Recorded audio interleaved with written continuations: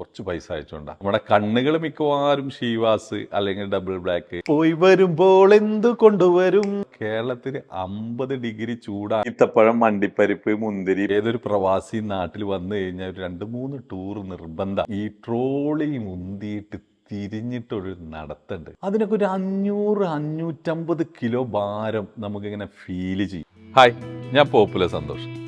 അപ്പോൾ സുഹൃത്തുക്കളെ, ഞാൻ ഇന്ന് വളരെ വ്യത്യസ്തമായിട്ടുള്ള ഒരു വീഡിയോ ആയിട്ടാണ് വന്നത്. ഇന്ത്യക്ക് അകത്തും പുറത്തും അതുപോലെ തന്നെ UK, US എവിടെയാണെങ്കിലും വർക്ക് ചെയ്യുന്ന സാധാരണക്കാരായിട്ടില്ല, കഫ്റ്റീരിയ പോലെ ഹോട്ടലുകളിൽ ഹൗസ് ഡ്രൈവർ അല്ലെങ്കിൽ സൂപ്പർ മാർക്കറ്റ് അതുപോലെയൊക്കെ സാധാരണ ആയിട്ട് വർക്ക് ചെയ്യുന്ന അത്തരം ആളുകൾക്കുള്ള ഒരു ചെറിയ വീഡിയോ ആയിട്ടാണ് ഞാൻ വന്നിട്ടുള്ളത്. നമ്മുടെ പ്രവാസികൾക്കൊക്കെ റിയൽ എസ്റ്റേറ്റിൽ ചെറിയൊരു കാൽവെപ്പ് വെക്കാൻ പറ്റിയ ഒരു 2-3 ഭൂമികൾ നമ്മുടെ കയ്യിലുണ്ട്. അതിൽ ഒരു പ്രോപ്പർട്ടി ഞാൻ ഇന്ന് നിങ്ങളെ പരിചയപ്പെടുത്തും.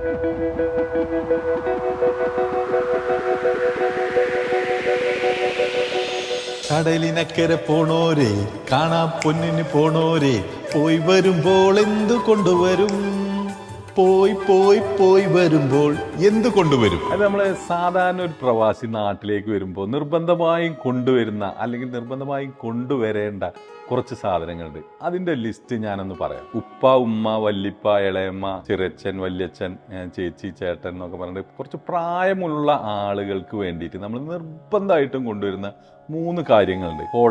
കോടാലി മീൻസ് കോടാലി തൈലം, പിന്നെ ടൈഗർ ബാം, പിന്നെ മൂവിന്റെ ഒരു ഓയിൽമെന്റ്. ഈ 3 കാര്യങ്ങൾ എന്തായാലും നമ്മളിൽ നിന്ന് പ്രതീക്ഷിക്കുന്ന കുറച്ച് ആളുകൾ ഉണ്ടാവും. മറ്റൊരു കാര്യം എന്ന് പറഞ്ഞു കഴിഞ്ഞാൽ സ്പ്രേകളാണ്. കാമുകിക്കോ അല്ലെങ്കിൽ വൈഫിനോ ചേച്ചിയുടെ മക്കളോ ചേട്ടന്റെ മക്കളോ ഇവർക്കൊക്കെ നമ്മളെ കൂട്ടുകാർക്കൊക്കെ വേണ്ടിയിട്ട് കുറച്ച് സ്പ്രേ നമ്മൾ എന്തായാലും നിർബന്ധമായിട്ടും കൊണ്ടുവരണം.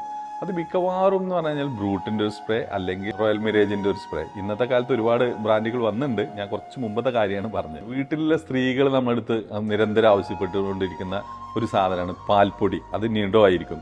പിന്നെ ടാങ്ക്. വേറൊരു കാര്യം എന്ന് പറഞ്ഞു കഴിഞ്ഞാൽ നമ്മളെ കേരളത്തിൽ 50 ഡിഗ്രി ചൂടാണെങ്കിൽ പോലും ഒരു ഗൾഫുകാരൻ വരുമ്പോൾ ബ്ലാങ്കറ്റ് അത് കൊണ്ടുവന്നിരിക്കും. അത് കൊണ്ടുവരലും നിർബന്ധമാണ്. പിന്നെ കുറച്ച് ഈത്തപ്പഴം, മണ്ടിപ്പരിപ്പ്, മുന്തിരി, പിസ്ത, ബദാം, കുറച്ച് ചോക്ലേറ്റ്സ് അല്ലെ. പിന്നെ ഇതൊക്കെ കഴിഞ്ഞിട്ട് നമ്മുടെ ചങ്കുകൾ, നമ്മളെ കാത്തു നിൽക്കുന്ന നമ്മളെ ഉറ്റ സുഹൃത്തുക്കൾ ഉണ്ടാവും. അവർക്ക് വേണ്ടി നമ്മൾ എയർപോർട്ടിൽ ഡ്യൂട്ടി ഫ്രീയിലൊക്കെ ഒന്ന് ഇങ്ങനെ കറങ്ങി തിരിഞ്ഞ് നമ്മുടെ കണ്ണുകൾ മിക്കവാറും ഷീവാസ് അല്ലെങ്കിൽ ഡബിൾ ബ്ലാക്ക് ഇതിലൊക്കെ പോകും. താല്പര്യം ഉണ്ടാവും. പക്ഷെ നമ്മൾ മേടിക്കാൻ സാധ്യത നല്ല റെഡോ അല്ലെങ്കിൽ പാസ്പോർട്ടോ. കാരണം എന്താ വെച്ചാൽ നമ്മുടെ സാമ്പത്തികത്തിന്റെ ഭദ്രത നോക്കിയിട്ടാണ്. എല്ലാവരുടെ കാര്യമല്ല കേട്ടോ, ഞാൻ പൊതുവേ പറഞ്ഞ ഇതൊക്കെ മേടിക്കാൻ വരുന്ന ഇഷ്ടം പോലെ ആളുകൾ നമ്മൾക്കിടയിലുണ്ട്. പിന്നെ നമ്മൾ ഈ സാധനങ്ങളൊക്കെ ആയിട്ട് നാട്ടിൽ വന്നിറങ്ങി നമ്മൾ ചെയ്ത് തീർക്കേണ്ട കുറച്ച് ഉത്തരവാദിത്തങ്ങൾ ഉണ്ടാവും. നമ്മൾ ഭാര്യ വീട്ടിൽ പോകണം, കുടുംബക്കാരെടുത്ത് പോകണം, ആ വക പോക്കുകളും അതുപോലെ നമ്മളെ ചങ്സിന്റെ ഒപ്പൊക്കെ ഒന്ന് കറങ്ങണം. ഏതൊരു പ്രവാസി നാട്ടിൽ വന്നു കഴിഞ്ഞാൽ ഒരു 2-3 ടൂർ നിർബന്ധം. ടൂറ് എന്ന് പറയുമ്പോൾ നമ്മൾ ഈ മലബാർ ഏരിയകളിലൊക്കെ എല്ലാ ആളുകൾക്ക് ഒഴിച്ചു കൂടാൻ പറ്റാത്ത ഒരു സ്ഥലമാണ്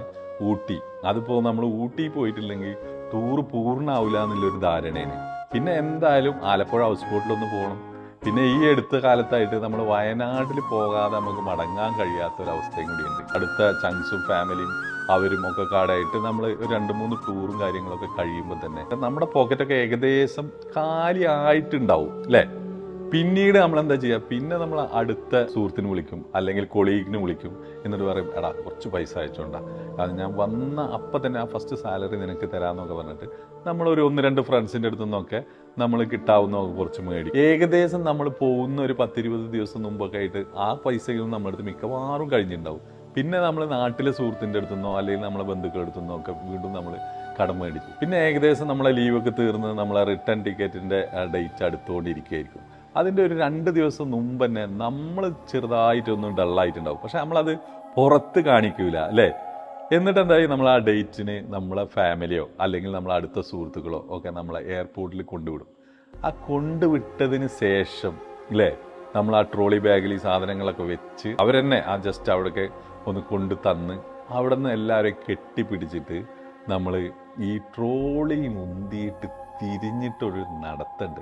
മോനെ, ഒരു 1.5 ഫീലായിരിക്കും. അതുവരെ വളരെ ഫ്രീ ആയിട്ട് ഉരുണ്ടിരുന്ന ആ ട്രോളി ഉണ്ടല്ലോ, അതിനൊക്കെ ഒരു 500-550 കിലോ ഭാരം നമുക്കിങ്ങനെ ഫീല് ചെയ്യും. ടിക്കറ്റും പാസ്പോർട്ടും ആ സെക്യൂരിറ്റി ചെക്കിന് കൊടുത്തിട്ട് തിരിഞ്ഞു നിന്നിട്ട് കൈ വീശിയിട്ട് ഒരു യാത്രയക്കലുണ്ട് ചിരിച്ചുകൊണ്ട്.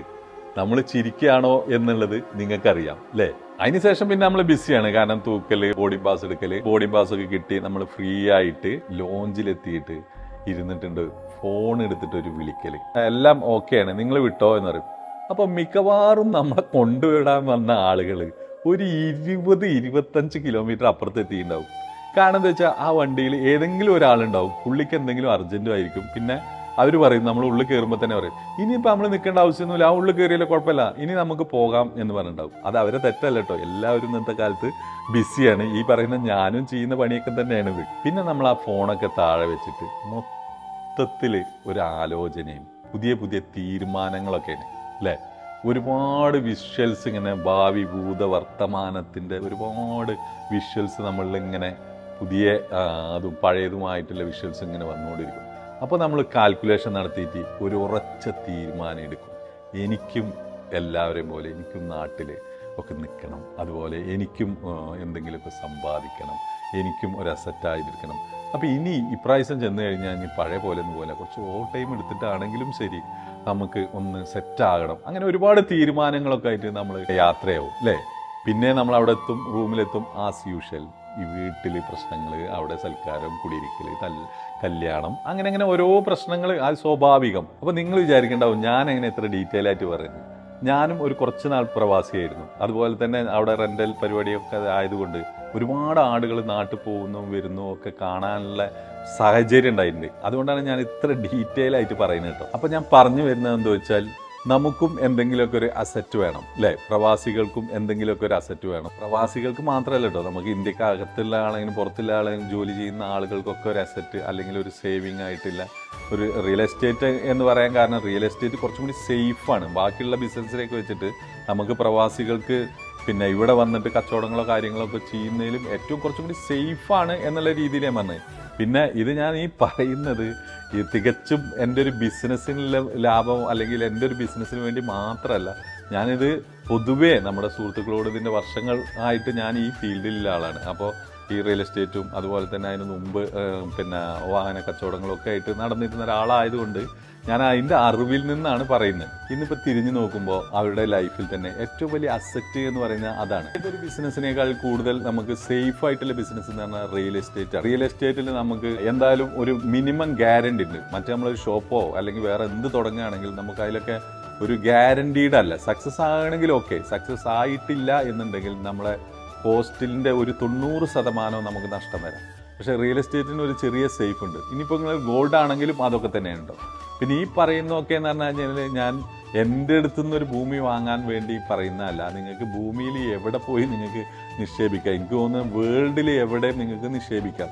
ഞാൻ ജസ്റ്റ് നമ്മളൊരു മാറ്റർ പറഞ്ഞപ്പോൾ അങ്ങനെ പറഞ്ഞു എന്നുള്ളൂ. സുഹൃത്തുക്കളെ, ഇതാണ് നമ്മൾ പറഞ്ഞ പ്രോപ്പർട്ടി. ടാർ റോഡിന് ഫ്രണ്ട് ആയിക്കൊണ്ട് തന്നെ അതിന്റെ ഫ്രണ്ടിൽ നിന്ന് ഇങ്ങനെ ടാർ ഇട്ട റോഡ്, അത് പണി നടന്നുകൊണ്ടിരിക്കുകയാണ്. ഇപ്പോൾ മെറ്റൽ അടിച്ചിട്ടുണ്ട്. നേരത്തെ പറഞ്ഞിട്ടില്ല, നിങ്ങൾക്ക് ഇൻവെസ്റ്റ് ചെയ്യാനും നിങ്ങളുടെ ലൈഫ് സേവ് ചെയ്യാനും ഒക്കെ ഞാൻ നേരത്തെ ഒരു ക്ലാസ് എടുത്തിരുന്നു. അതിന് പറ്റിയ പ്രോപ്പർട്ടികളാണ് ഈ കാണുന്ന പ്രോപ്പർട്ടി. അപ്പോൾ ഇതിൽ നിങ്ങൾക്ക് നിങ്ങളുടെ ക്യാഷിനനുസരിച്ച് 5 സെന്റോ 10 സെന്റോ എത്ര വേണമെങ്കിലും നിങ്ങൾക്ക് മേടിച്ചിടാനുള്ള സൗകര്യം ഇതിലുണ്ട്. കാണുന്ന പ്രോപ്പർട്ടിയിൽ നമുക്ക് കുറച്ച് വിലപ്പാകമുണ്ട്. ചീപ്പായിട്ടുള്ള റേറ്റിൽ നമുക്കിത് മേടിക്കാൻ കഴിയും. ഇത് ഡെവലപ്പ് ആയിക്കൊണ്ടിരിക്കുന്ന ഒരു പ്രോപ്പർട്ടിയാണ്. അപ്പോൾ എന്താ വെച്ചാൽ നമ്മൾ ഫസ്റ്റിൽ മേടിക്കുന്നത് ഞാൻ നേരത്തെ പറഞ്ഞു, നമുക്കൊരു വർഷമോ 2 വർഷമോ അല്ലെങ്കിൽ 6 മാസമോ ഒക്കെ കഴിഞ്ഞിട്ട് നമുക്ക് മറിച്ച് വിൽക്കാൻ പറ്റുന്നതാണ്. ഈ കാണുന്ന വീടുകളൊക്കെ ഇവിടെ വരുന്നു കഴിയുമ്പോൾ സ്വാഭാവികമായിട്ടും ഇതിന്റെ വില പൊങ്ങും. നമ്മുടെ പ്രോപ്പർട്ടിയിൽ മാത്രം വരുന്നൊരു മാറ്റമൊന്നുമല്ല കേട്ടോ. സ്വാഭാവികമായിട്ടും ലോകത്തിന്റെ ഏത് ഭാഗത്ത് ഡെവലപ്പ് ആകുന്ന ഒരു സ്ഥലത്ത് നിങ്ങൾ ഭൂമി മേടിച്ചാലും ഇതൊക്കെ തന്നെയാണ്. നമ്മുടെ പാലക്കാടിന്റെയും അതുപോലെ തന്നെ തൃശ്ശൂരിന്റെ ഏകദേശം ബോർഡർ ആയിട്ട് വരും. നമ്മൾ ഇവിടുന്ന് ഒരു 9-10 കിലോമീറ്ററിന്റെ ഉള്ളിലാണ് നമ്മുടെ കുതിരാൻ ടണലുള്ളത്. തൃശ്ശൂരിൽ നിന്ന് വരികയാണെങ്കിൽ നമ്മളെ വാണിയമ്പാറയിൽ നിന്ന് ഏകദേശം ഒരു 8 കിലോമീറ്റർ ഒക്കെയാണ് നമ്മൾ ഈ പ്ലോട്ടിലേക്കുള്ളത്. ഇത് സ്ഥിതി ചെയ്യുന്ന നേരത്തെ പറഞ്ഞു പുതുക്കോട് പഞ്ചായത്തിൽ തച്ചനടിയിൽ നിന്ന് നമ്മൾ പ്ലാഴി പോകുന്ന വഴിയിലാണ്. തച്ചനടി അങ്ങാടിക്ക് അടുത്തായിട്ട് വരും ഈ പ്രോപ്പർട്ടി. ഒറ്റപ്പാലം പഴയന്നൂർ ഭാഗത്തു നിന്നാണ് വരുന്നത് വെച്ചാൽ ഏകദേശം പഴയന്നൂരിൽ നിന്ന് ഒരു 4 കിലോമീറ്ററോളം ഇതിലേക്കുള്ള ദൂരം. ആലത്തൂര് വടക്കാഞ്ചേരി ഒക്കെ ഏകദേശം സെയിം ആണ്. ഒരു 10 കിലോമീറ്റർ ഡിഫറൻസിൽ 9 കിലോമീറ്റർ ഡിഫറൻസിലാണ്. ഏതൊരു ഭാഗത്തു നിന്നും വരാനുള്ള വഴിയുടെ ആക്സസ് എന്ന് പറഞ്ഞു കഴിഞ്ഞാൽ അത്രയധികം നമുക്ക് ഈസി വേ ആണ് ഇവിടെ എത്തിച്ചേരുക എന്നുള്ളത്. അതുകൊണ്ട് തന്നെ നമുക്കിപ്പോൾ കുറച്ച് ദൂരത്ത് വർക്ക് ചെയ്യുന്ന ആളുകൾക്കൊക്കെ ആണെങ്കിൽ KSRTC മുതൽ പ്രൈവറ്റ് ബസ് വരെ ഇതിൽ യഥേഷ്ടം ഓടിക്കൊണ്ടിരിക്കുന്നുണ്ട്. പിന്നെ ഈ പ്ലോട്ടിന്റെ അടുത്തായിട്ട് തന്നെ പള്ളി, അമ്പലം, മദ്രസ, ചർച്ച്, സ്കൂള്, കോളേജ്, ബാക്കിയുള്ള ഫെസിലിറ്റീസ് ആണെങ്കിലും പർച്ചേസ് ചെയ്യാൻ പോകാൻ 5-10 കിലോമീറ്ററിന്റെ ഡിഫറൻസിലാണുള്ളത്. വീട് വെച്ച് താമസിക്കാൻ വളരെ അനുയോജ്യമായിട്ടുള്ളൊരു സ്ഥലമാണ്. വളരെ പ്രകൃതി രമണീയമായ ഒരു സ്ഥലമാണ്. വളരെ പീസ്ഫുൾ ആയിട്ട് കാം ആൻഡ് ക്വയറ്റ് ആയിട്ടുള്ള ഒരു ഏരിയയാണ്. എന്നാൽ ചുറ്റും വീടുകൾ, പുതിയ ഡെവലപ്മെന്റ് വീടുകളും കാര്യങ്ങളൊക്കെ മുന്നിലൂടെ വന്നിട്ടുണ്ട്. വാങ്ങുന്ന ആളുകൾക്ക് ഗഡുക്കളായിട്ട്, അതായത് തവണ വ്യവസ്ഥയിലായിട്ട് നമുക്ക് ഈ പ്ലോട്ടുകൾ കൊടുക്കാൻ പറ്റും. അതുപോലെ തന്നെ ഈ പ്ലോട്ടുകൾ വാങ്ങുന്ന ആളുകൾക്ക് വീട് വെക്കാനോ അല്ലെങ്കിൽ സ്ഥലം പർച്ചേസ് ചെയ്യാനോ ലോൺ സൗകര്യം നമുക്ക് അറേഞ്ച് ചെയ്യാൻ പറ്റുന്നതാണ്. പ്രവാസികൾക്ക് അല്ലെങ്കിൽ ഗൾഫ് കൺട്രീസിൽ വർക്ക് ചെയ്യുന്ന ആളുകൾക്ക്, ഇനി ഇന്ത്യയിൽ തന്നെ വർക്ക് ചെയ്യുന്ന ആളുകൾക്കാണെങ്കിലും യൂറോപ്പിൽ വർക്ക് ചെയ്യുന്ന ആളുകൾക്കാണെങ്കിലും നമുക്ക് ഇതൊരു ഇൻസ്റ്റാൾമെൻറ്റ് രൂപത്തിൽ അല്ലെങ്കിൽ നിങ്ങളുടെ സാലറിക്ക് അനുസരിച്ച് ഏകദേശം നമുക്കൊരു 4 ഗഡുക്കളോ 5 ഗഡുക്കളോ കൊടുക്കത്തക്ക രീതിയിൽ നമുക്കിത് പ്ലാൻ ചെയ്യാവുന്നതാണ്. അതുകൊണ്ടാണ് നേരത്തെ ഞാൻ ഈ പറഞ്ഞത് പ്രവാസികൾക്ക് ഇത് തികച്ചും ഒരു അസറ്റ് ആയിരിക്കും. ഞാൻ നേരത്തെ സൂചിപ്പിച്ചു, നമ്മുടെ ഒരുപാട് ഫ്രണ്ട്സിന് വേണ്ടിയിട്ട് നമ്മൾ ഒരു വർഷങ്ങൾക്ക് മുമ്പ് ഈ വക കാര്യങ്ങൾ നമ്മൾ അവരുടെ അടുത്ത് അഡ്വൈസ് ചെയ്തതാണ്. അത് പലരും സ്വീകരിച്ചില്ല. എന്നാൽ കുറച്ച് മൈന്യൂട്ടായുള്ള ആളുകൾ, നമ്മുടെ അടുത്ത സുഹൃത്തുക്കൾ അത് സ്വീകരിക്കുകയും ചെയ്തു. ഇന്നിപ്പോൾ അവർ ബാക്കിലോട്ട് തിരിഞ്ഞു നോക്കുമ്പോൾ എനിക്ക് തോന്നുന്നു അവരെ ഏറ്റവും അസറ്റായിട്ടുള്ള ഒരു സംഭവം എന്ന് പറയുന്ന ആ ഒരു നീക്കിരിപ്പ് എന്ന് പറയുന്നത് ഞാൻ അന്ന് പറഞ്ഞിട്ട് അവർ മേടിച്ച കുറച്ച് സ്ഥലങ്ങൾ മാത്രമാണ്. അല്ലാത്ത പല ആളുകളും നമ്മൾ കണ്ടു. നമ്മളെ ഫ്രണ്ട്സ് ആണെങ്കിലും റിട്ടേൺ പോകേണ്ട അവസ്ഥ വന്നു. ഏകദേശം ഒരു റിട്ടയർമെന്റ് ലൈഫിന് വന്നിട്ട് വീണ്ടും തിരിച്ചു പോകേണ്ട അവസ്ഥ വന്നിട്ടുണ്ട്. നമ്മളെല്ലാ പ്രശ്നങ്ങളും കഴിഞ്ഞിട്ടൊന്നും നമുക്കൊരു സേവിങ് ഒരിക്കലും ഒരു മനുഷ്യനും നടക്കൂല. നമ്മൾ കഷ്ടപ്പെട്ട് കുറച്ച് സേവ് ചെയ്യാൻ ഏറ്റവും നല്ലത് എന്ന് പറഞ്ഞു കഴിഞ്ഞാൽ ലാൻഡാണ്. ഞാൻ എപ്പോഴും പറയാൻ കാരണം എന്താ വെച്ചാൽ, നമ്മൾ കുറച്ച് വർഷങ്ങളായിട്ട് റിയൽ എസ്റ്റേറ്റ് മേഖലയിൽ, റിയൽ എസ്റ്റേറ്റ് എന്നൊക്കെ പറഞ്ഞാൽ അതിനെ വലുതാക്കി കാണില്ല, ഈ സ്ഥലക്കച്ചവടം എന്ന് വേണമെങ്കിൽ ചുരുക്കി പറയാം.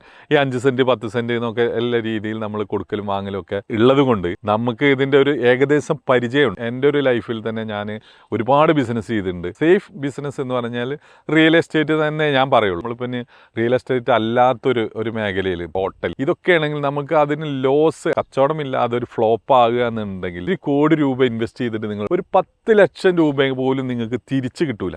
അല്ല അത് റൺ ചെയ്ത് ഉഷാറാകുകയെന്ന് വെച്ചാൽ നിങ്ങൾ സക്സസ് ആവും. പ്രവാസിക്കൊന്നും ഒരിക്കലും ഇത് സക്സസ് ആയ ബിസിനസ് അല്ല, നോക്കി നടത്താൻ നമ്മളെ കൊണ്ട് കഴിയില്ല. പക്ഷെ ഒരു ലാൻഡിലാണ് ഇൻവെസ്റ്റ് ചെയ്യുന്നതെന്ന് വെച്ചാൽ, വീണ്ടും പറയാണ്, നമ്മളടുത്ത് തന്നെ വേണമെന്നില്ല, നിങ്ങൾ എവിടെ ആയിക്കോട്ടെ അത് ചെയ്യുകയാണെന്നുണ്ടെങ്കിൽ നിങ്ങളത് സേഫ് ആയിരിക്കും. പിന്നീട് നിങ്ങളടുത്ത് അത്രയും അധികം ക്യാഷൊക്കെ ഉണ്ടെങ്കിൽ നിങ്ങളൊരു ജ്വല്ലറി ആണെങ്കിൽ പിന്നെയും കുഴപ്പമില്ല. കാരണം എന്താ വെച്ചാൽ ഒരു ജ്വല്ലറിയിൽ നമ്മൾക്ക് പൂട്ടേണ്ടി വന്നു കഴിഞ്ഞാൽ നമുക്ക് ആ സാലറിയും സ്റ്റാഫിൻ്റെ സാലറിയും വാടക, അതുപോലെ പിന്നെ അതിൻ്റെ ഡെക്കറേഷൻ, ഇങ്ങനെയുള്ള കാര്യങ്ങൾ നഷ്ടം വന്നും ബാക്കി സ്വർണ്ണമെങ്കിലും അവിടെ ഉണ്ടാവും. പക്ഷെ ഒരു ഭൂമി അതല്ല. ഭൂമി എന്തായാലും നിങ്ങൾക്ക് 100-ൽ 110% പ്രോഫിറ്റ് ആകാൻ വഴിയുണ്ട്. ഇല്ല എന്നുണ്ടെങ്കിൽ ഒരു 70% തിരിച്ചു കിട്ടും. ഈ പറയുന്നതൊന്നും അതല്ല കേട്ടോ. ഞാൻ എന്താ വെച്ചാൽ ഒരു എക്സ്ക്യൂസ് പറയുകയാണ്. ഇൻ കേസ് ഈ ഭൂമിയൊക്കെ എടുത്തു കഴിഞ്ഞാൽ നിങ്ങൾക്ക് എന്തായാലും ഒരു വർഷത്തിൻ്റെ ഉള്ളിൽ തന്നെ നിങ്ങൾക്ക് നല്ലൊരു പ്രോഫിറ്റ് കിട്ടാൻ 100% ചാൻസ് ഉണ്ട്. അത് ഈ ഭൂമിക്ക് പ്രത്യേകത എന്ന് പറയുമ്പോൾ കാണിച്ചു തന്ന ഭൂമി ആയതുകൊണ്ടല്ല, ഞാൻ ഇതിൻ്റെ ഒരു വിലപ്പാകം വെച്ചിട്ടാണ് പറഞ്ഞത്. ഇതിൻ്റെ ഏറ്റവും വലിയ ഹൈലൈറ്റ് എന്ന് പറഞ്ഞു കഴിഞ്ഞാൽ ഇതിൻ്റെ വിലക്കുറവ് തന്നെയാണ്. 50 രൂപ മുതൽ 1.5 ലക്ഷം രൂപ വരെയാണ്. 50 രൂപയ്ക്ക് ബാക്കിലായിരിക്കും. എങ്കിലും അത് ഒരു ചീപ്പ് റേറ്റ് ആയിട്ടാണ് എനിക്ക് തോന്നുന്നത്. കാരണം ഇത്രയും വീടുകളും കാര്യങ്ങളൊക്കെ വരുമ്പോൾ സ്വാഭാവികമായിട്ടും ഇതിൻ്റെ വില ഹൈ ആവും. അപ്പോൾ ഈ പ്ലോട്ടുകൾ വാങ്ങാൻ താല്പര്യമുള്ള ആളുകൾ നിങ്ങൾക്ക് ഈ താഴെ കാണുന്ന നമ്പറിൽ ബന്ധപ്പെടാം. ഇത്തരം പ്രോപ്പർട്ടികൾ വാങ്ങാൻ ഉദ്ദേശിക്കുന്ന നിങ്ങളുടെ സുഹൃത്തുക്കൾക്കോ ബന്ധുക്കൾക്കോ ഈ വീഡിയോ ഒന്ന് ഷെയർ ചെയ്യണേ. ഇതുപോലുള്ള വീഡിയോകൾ കാണുന്നതിന് വേണ്ടി പോപ്പുലർ സന്തോഷം എന്ന നമ്മുടെ ചാനൽ ഒന്ന് സബ്സ്ക്രൈബ് ചെയ്യണേ.